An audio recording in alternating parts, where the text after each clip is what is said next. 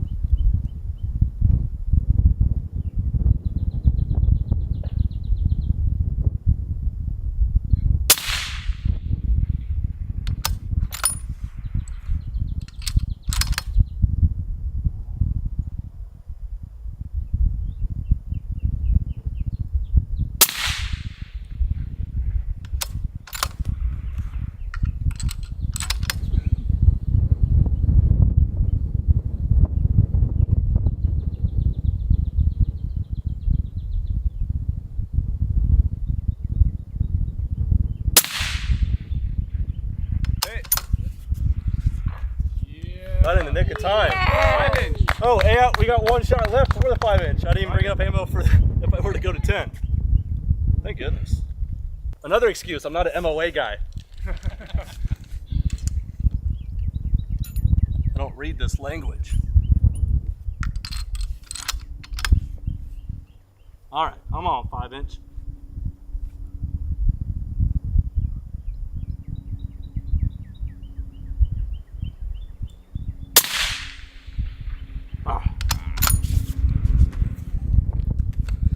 Pretty good, 2 heaters.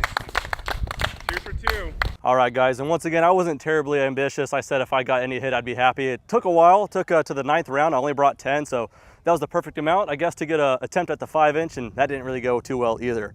It is 100% shooter and not the gun itself. There was one round that threw me off a little bit, and I thought I did okay, but otherwise, it was all in my inexperience with holding with MOA. I'm a Mills guy, but this was built to be like a clone, so that's why I only dialed that one time and I just held. And so I was trying to shoot with a decent pace because I kept forgetting where I was holding. So that's just all on shooter right there. But I'm happy with shot number 9. Got it in there. And then with the 5-inch, it was a bit to the left and high if I recall correctly. But hey, I'm happy to get a hit. Seemed to be like something in the air today. Not as efficient as the first time around. But hey, it's still a good time nonetheless. And when we're done here, we're gonna do some shooting off camera and have a good time. But guys, I wanted to show off the MK13 Mod O a little bit more because it's been almost a year. And glad I was able to do it in this form.